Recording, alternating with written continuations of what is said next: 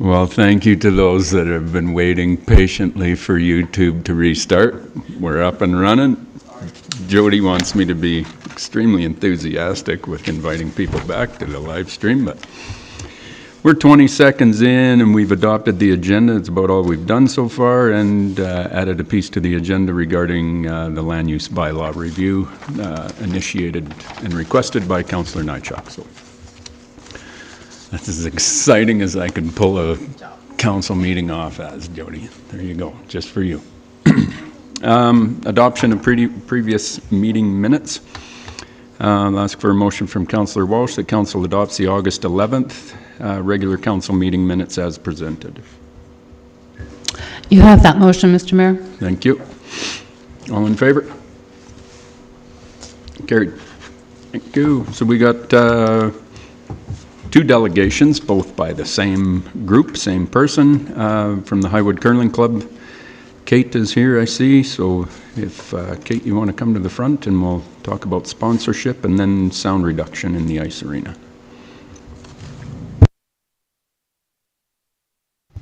And so Craig has turned it on. You can see this red light is on. Okay. This red light is on the end, so that's how you can tell that the microphone's on, okay? Okay. Yep. Sure. Thanks very much, Mayor Snodgrass and Council. I appreciate your time today. My name is Kate Renz, and I am part of the Highwood Curling Club. And I'm here to speak about sponsorships today and their impact on our organization. In the past years, we have the club has successfully gone around various businesses in the town of High River and collected sponsors from the various businesses. And these funds have been vital in offsetting a lot of our costs as far as supporting our activities, operating costs, that sort of thing.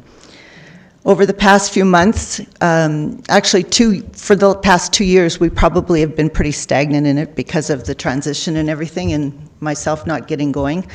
But we have reinitiated it, and we have gone around for the past few, I'd say about 4 or 5 months, and spoken to the various people that we have right now in our club for sponsors, both the signs in the ice and on the walls.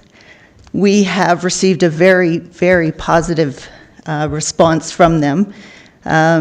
We've probably gone down about 2 or 3 wall signs, and we've probably gone up about 3 or 4 wall signs.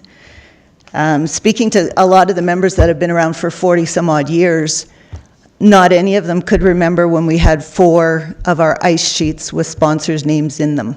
This year, I'm happy to say we have all 4 covered. So that is helping us significantly. So what we are here today is to respectfully ask Council to reconsider. When we went through the transition, it was presented to us that the rec center was to receive 50% of our sponsorships that the Highwood Curling Club went out to get, and I'm here today to ask the Town Council and the rec center to reconsider and to allow Highwood Curling Club to once again receive 100% of those funds that we bring into our club. That is definitely something that the people of High River have come to us with as far as supporting the Highwood Club, and we would just like to have that reconsidered.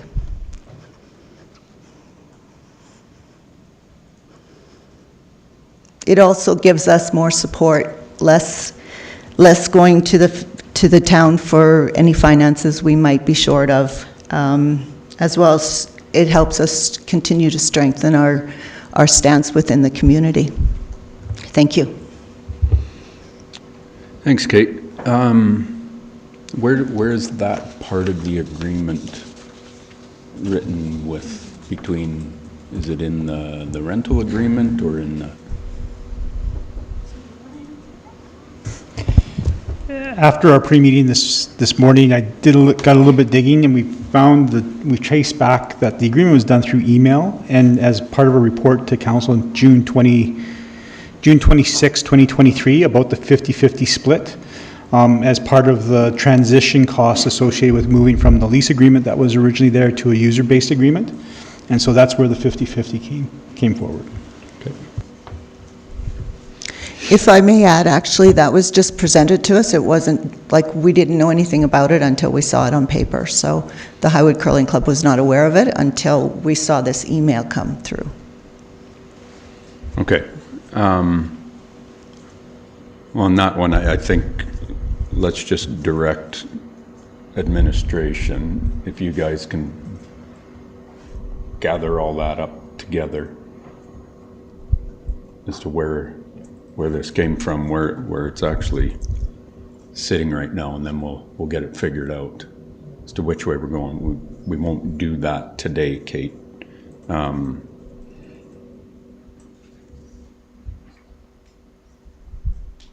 Unless council wants to, or do we need a little bit more information before?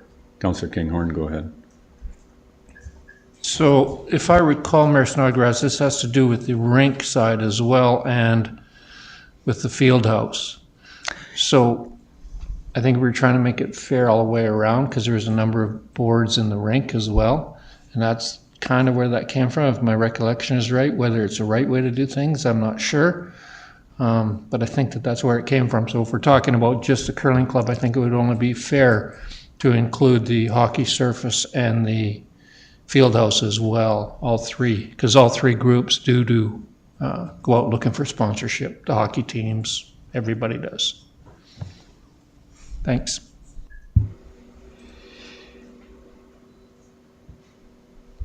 You okay with that? Bring that, Yeah, we can do that. the full, how it's operating in the whole? Because it absolutely does have to be fair with whatever we're doing, That's correct, and then we can bring something back. just so we're clear on any decision we're gonna make, so. And when can we have that? For next meeting? Is that enough? When is that? That'll be September 22nd. We can endeavor, but probably likely October 13th. But we will shoot for the September 22nd. Let's shoot for the 22nd, because when does your league start and everything? Kate, We're actually starting the 29th of September this year with our evening leagues. Let's try to have it done for We the 22nd. have already gone forward because the ice templates have to be in the ice Yeah. prior to going Yeah, in, exactly. right? So it was a time issue for us. Yeah, I appreciate that. So it's just figuring out the split of the money as to how that's to be handled, correct? Yes. Okay.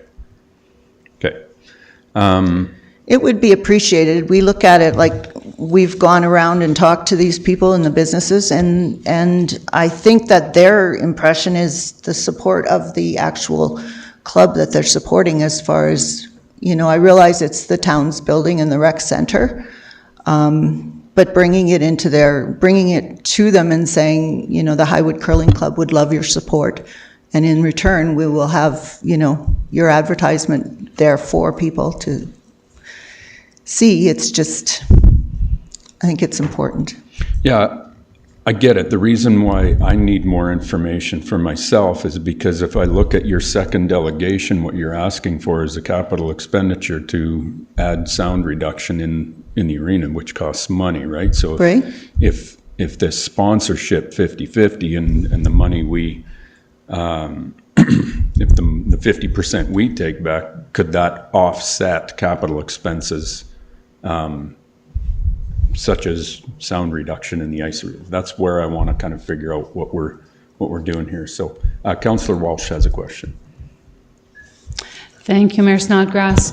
My question is with regards to the agreement they have with the curling club. All of those things were changed to accommodate their unique situation. My feeling is that the curling club has a rental agreement per use, and the other groups have an actual broader user agreement. Like, there is a difference in the agreements, is there not? I'll defer to our Director of Municipal Services, who's more in tune, or with the agreements for the facilities. I'd like to hear this too.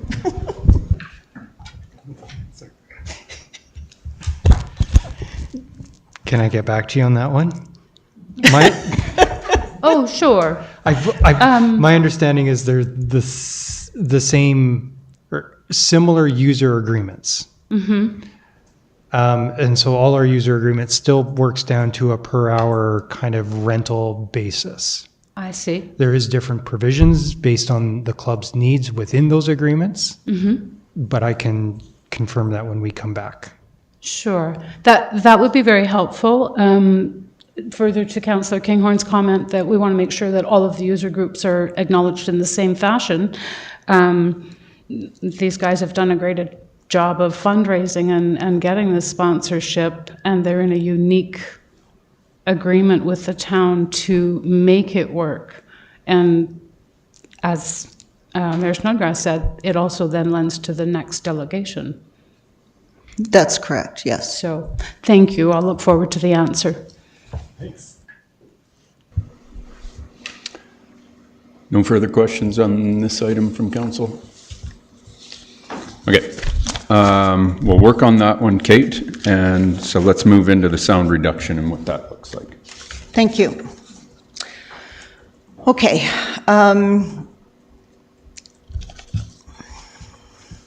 So the reason is the sound reduction and possibly the purchase of noise control baffles for the curling rink area.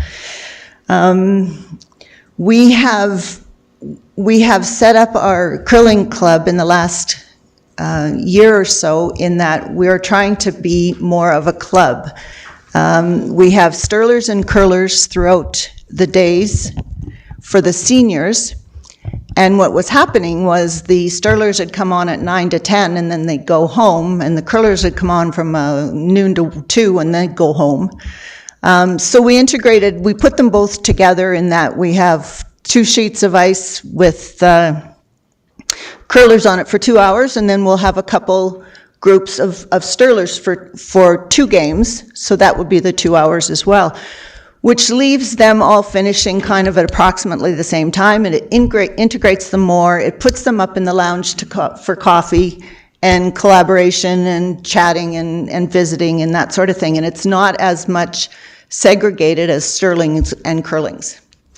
So because this has happened, we have stirlers who are two people team that are fairly quiet with their stirling, and we have curlers that go out there that the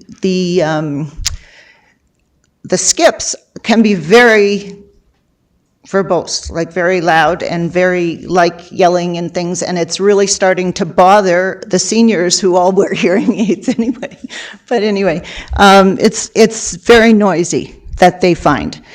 So we're trying to think about what we can do to stop this and still have the curlers and stirlers on the same ice at the same time, and have that the people together. So I looked at, and I'm not an expert at this, but I've learned a few things about baffles for our ceiling. I've gotten a couple quotes. One of them was unbelievably low for 90 baffles. They said they had some stock left over. They would sell them and they would install them for approximately $9,400. And I had another quote that came through that quoted on baffles as well as panels for approximately $60,000, and then they went up. So they went up to $80,000 some dollars for baffles. I've been speaking quite a bit with this company, Western Noise Control, and they're out of Edmonton. They've been around for about 50 years now, and they have actually come back to me with a new quote of $39,900 for the ceiling baffles alone. They come in, they do the survey and figure out how many baffles, where they go, all that type of thing. Their baffles are actually made of recycled polyester fiber without chemical binders. They're formaldehyde-free fiberglass. They're recycled water pop bottle type of situation. The NRC rating on them is 0.95, which is basically almost perfect. It goes from, I think, 5 to 1.0. The RT rating is sitting at 3 seconds, as opposed to the other groups that I've had that have been up to 9.5 seconds. The RT is the amount of length of time that it takes the sound to dissipate after it's been released. And yeah, so I've looked at it, and like I say, I'm not a professional at it. They sound like they're a great company as far as they've been around forever. I haven't had a chance to get any referrals from them to see who has used their services. But I think it's something that the Highwood Curling Club has been waiting to install for quite a while. We used to have them, but apparently they've worn out. A couple questions I've asked this gentleman, James, from this company, is as far as installing them goes, if they can install them when the ice is in. They did say yes, they could. I asked approximate lifetime span, and he said indefinitely, as long as they don't, indefinite as they don't degrade and are polyester, so in synthetic product, not organic like cotton. The square footage, he's looking at around, I think, 1,500 to 12,000 square feet. But I'm sure when they do any type of estimates as far as the scoping of it, they will figure all that out. They do send someone out for the shop drawings, and it is included in the price. And I don't know what else I can tell you at this point in time. Pretty simple. Anybody that's been in that rink, it can get darn loud. Especially when you got some of those skips that like to think they're in the Briar on a Wednesday night. But I don't know, questions from council. And there are baffles in the large hockey rink. I don't know, in the small ice, is there? I can't remember if there is in the small ice, but in the large rink there definitely is. They're important in buildings that are built this way. They can get darn loud. So,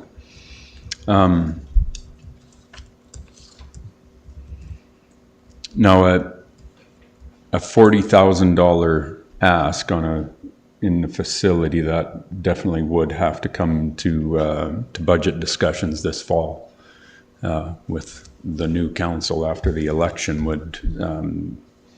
This could be put on the list for discussion with that. So we'll get Chris to put it on the list for budget discussions. And then for the 22nd, we'll have administration come back to give us more information on this sponsorship split. Kate, is that fair? Yes. Okay. Thank you. Yeah, you're welcome. Thanks for bringing this to us. Thank you for your time. What's that? Thank you for your time. You're welcome. Thanks, Kate. Aquatics expansion update. Kaylee?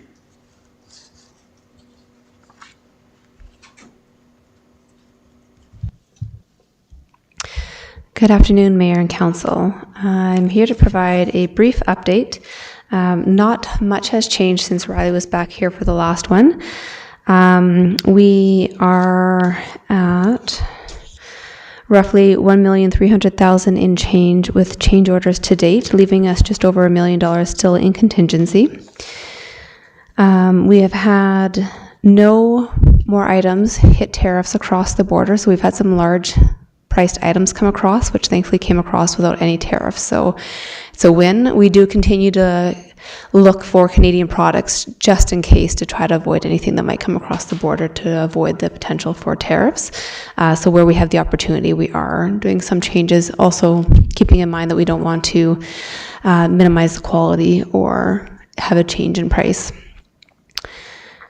We've had a recent change in dates on the construction. We were originally going to be closing the old basin in November. This has been bumped forward now to October 3rd. This will allow us some additional time to evaluate the condition of the existing pool basin and ensure that we have adequate contingency time in there to make the repairs. This became challenging because of the new air handling unit that's going to actually operate in that new space.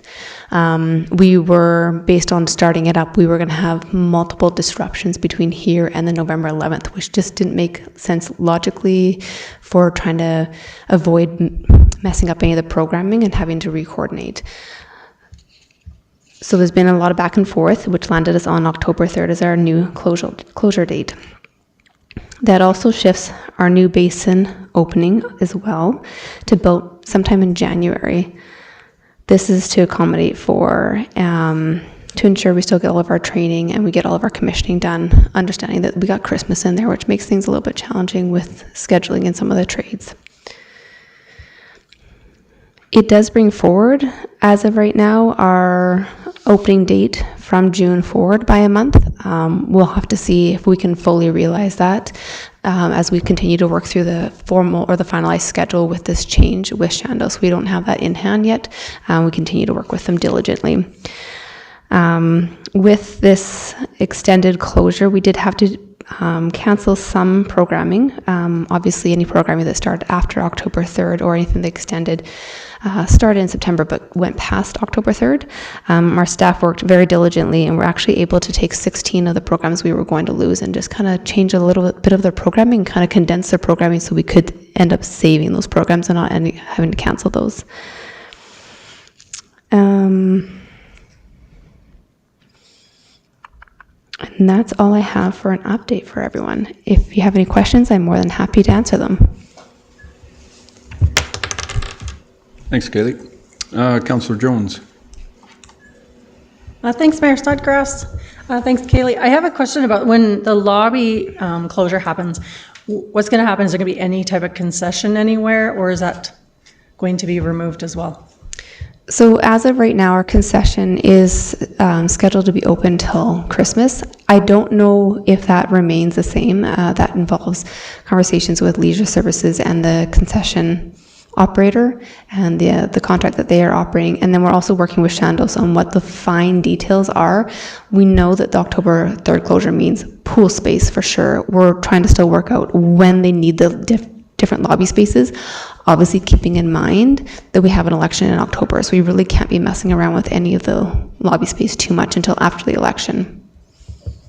Okay, so no plans for the concession after December? My understanding is that contract is done in December and will be revisited when we open the lobby space. Is that correct, Mr. Director Riley?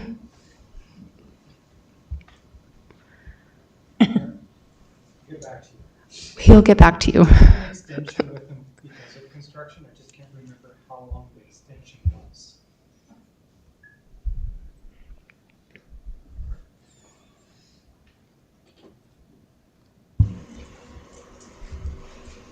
That answer your question, kinda?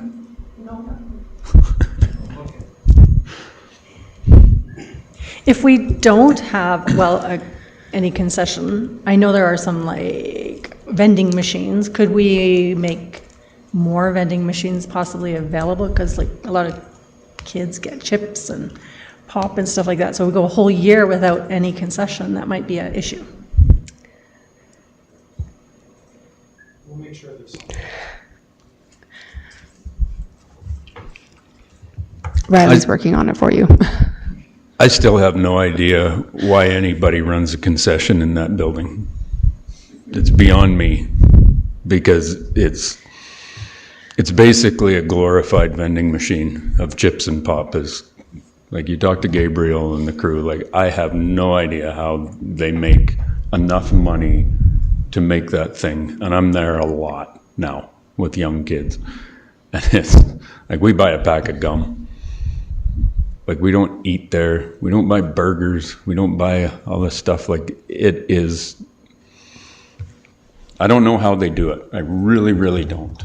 But that's their business, not mine. I've said that before.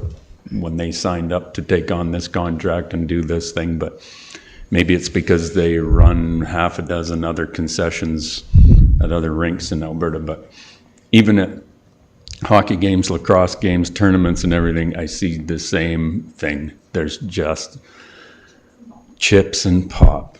That's just all they're pumping out. It's not restaurant food where there's money being made. So go ahead, Riley, with your bountiful amounts of information you have now. None of it is accessible today. So we did extend the contract till December 1st of this year. That was based off the old schedule. So knowing what the new Shando schedule is now, we'll have to go back and have a conversation with the vendor and see if they're willing to stick around a little bit more. At some point, we will have to put this back to open tender. The intent was we didn't want to put it to open tender until we knew when it was going to be opened and try and align those dates. So we'll have to have a chat with the vendor, the current vendor, and see if he wants to stick around a little bit longer during construction. It's also key to note that hoarding around a concession area is a little bit more demanding just because it needs to make it a dust-free environment that keeps his space clean, and so he can still continue to maintain his level with his licensing. So that's another detail we'll need to work out on the viability. And access, because we talked that access may have to be from the side overhead doors, not the front overhead doors that he typically uses. At which point is it still viable? So, just a quick question. When we open the new basin, the new pool, the old pool, when that'll all be open in January? Not the old pool, just the new pool. Just the new pool will be New open. pool and the new change rooms. Okay, Yeah. will that be open for public access to use it? Is that, just so that I'm clear that that's what that Yes. means? So our While the other pieces are being renovated? That's We'll still correct. have- The old okay. basin will remain closed under renovation, but the new pool basin will be open for public use and programming. Fantastic, thank you. Somebody named Oren that was asking me when he's crashing the water slide, so. No other questions on this one? Thank you very much. Well done, Kaylee. Thanks, Riley. Okay, item 5.2, which was added.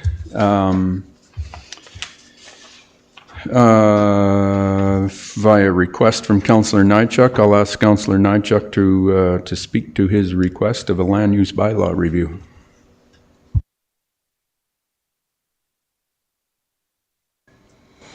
Thanks, Mayor Snodgrass.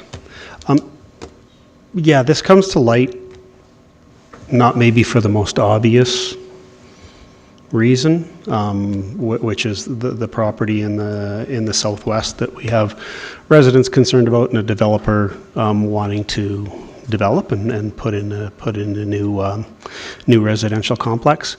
But other developments through the community, developments that have happened since we put the new land use bylaw in place, the changing conditions from a social perspective, economic perspective, provincial and federal government perspective, meaning housing has become somewhat of a contentious issue. So there's certain creativity happening as far as developers, government programs and whatnot go. And in some of that, I think the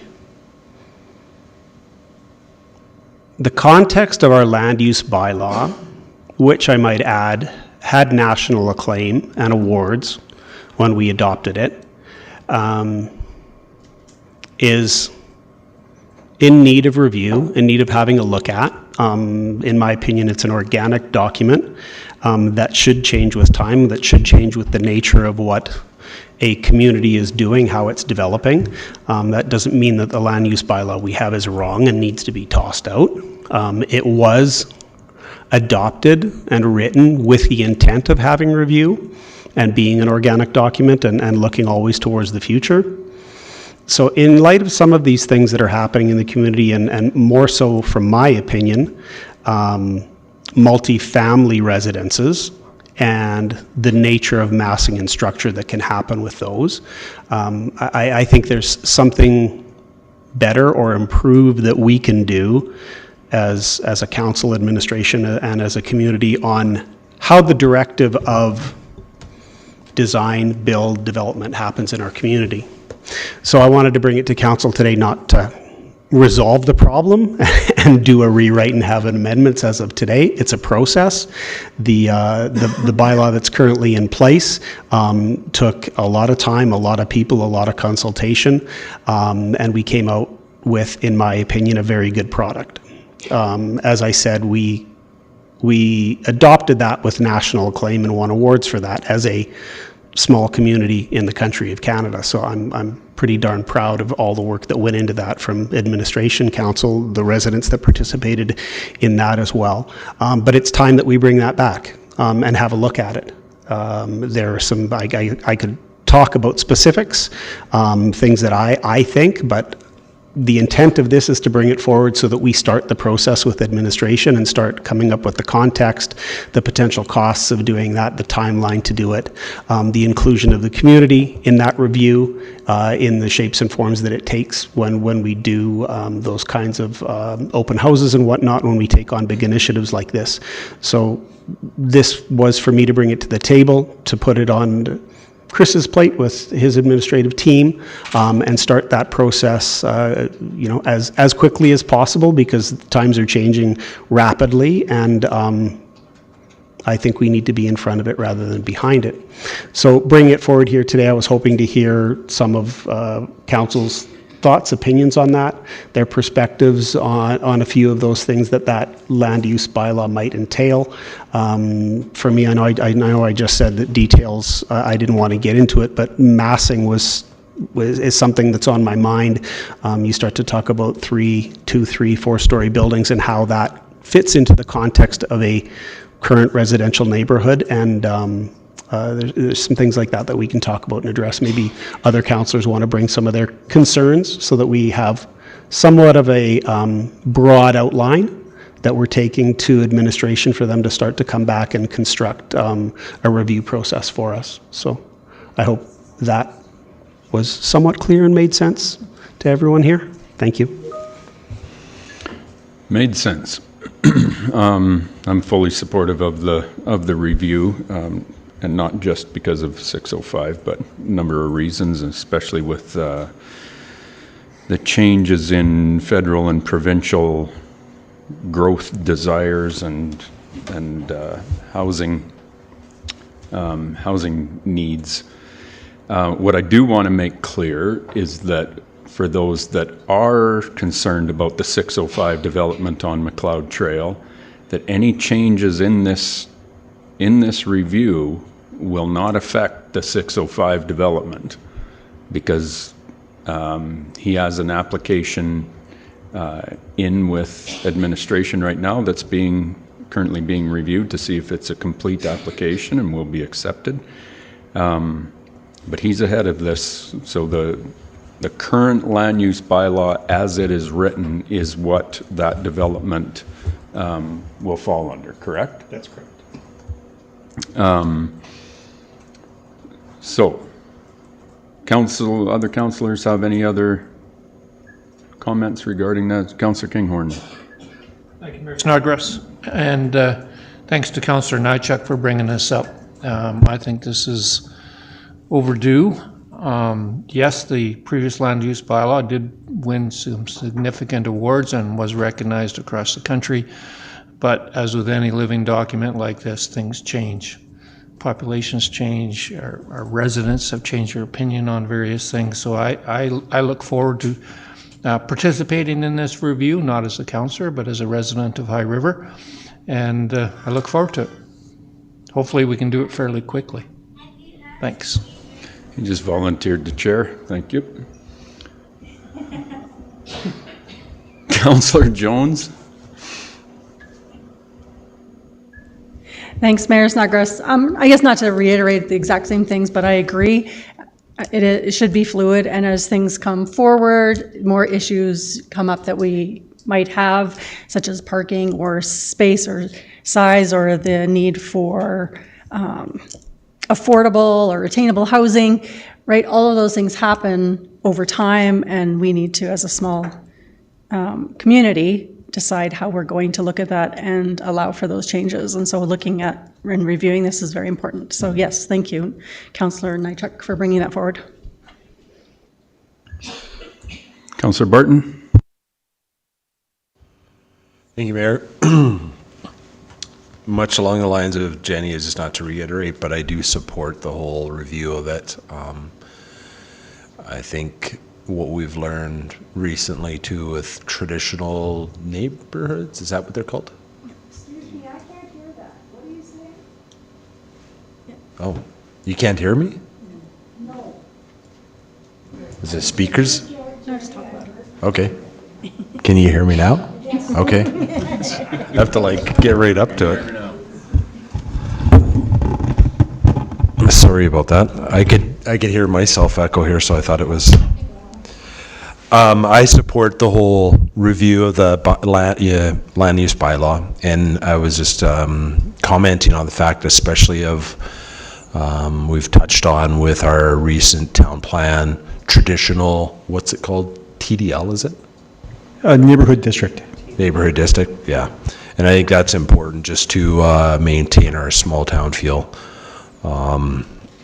And I think with other communities, we've started to see some of the current land use bylaws that are causing issues, and we have some of those very same issues popping up. So I support it. Thank you. Councillor Walsh, sir. Thank you, Mayor Snodgrass. I think it's an important document to revisit periodically. As Councillor Kinghorn mentioned, it is a living document. Many of these projects that we take on, be it the town plan or the land use bylaw, they're designed to serve as a guiding tool for many years. We do have to revisit them and update them. We all change over time, and so do our requirements. So I look forward to fresh eyes in the new council. It'll be a great project to take on. Thank you. So I'll ask for a motion from Councillor Nychuk. The council directs administration to initiate a land use bylaw review and return to the October 13th council meeting with a basic scope and timeline of this review. Councillor Nychuk. Thank you, Mr. Mayor. I'll give you that motion. Thank you. All in favor? Thank you very much. Carried. Next item, item number 6, board committee reports. Anybody?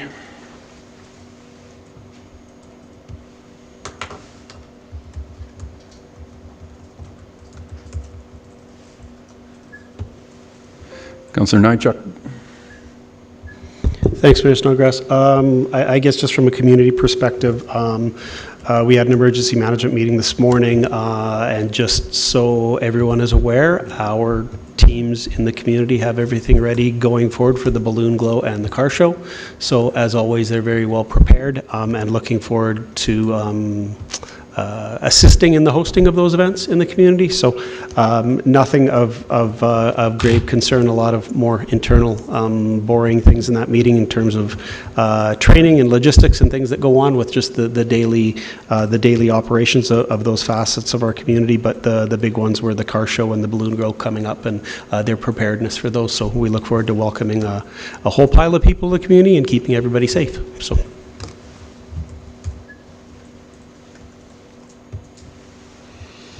Thanks, Michael. Anyone else?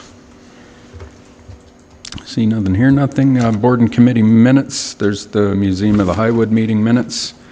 Now we just move into public comment section. If there's anybody who wants to share anything. See none. Council correspondence requiring action. Letter of support request from the High River District Seniors Friendship Center. It's just a letter of support for a grant application from the seniors from the Friendship Center. So I'll ask for a motion from Councillor Barton that council authorize the mayor to sign the letter of support for the High River District Seniors Friendship Center's application for the New Horizon Seniors Federal Grant to replace 3 furnaces. You have my motion, Mayor. Thank you. All in favor? Carried. A little bit of correspondence that's attached to the agenda regarding 605 West Wind's High River Performing Arts and the Rotary Club of High River. At this time, we do need to move into a quick closed meeting to discuss a small labor item. So I'll ask for a motion from Councillor Jones that Council recess the regular council meeting September 8th, 2025 at 3:46 p.m. and move into a closed meeting. I'll give you that motion, Mayor Snodgrass. Thank you. All in favor? Carried. Council and staff, please.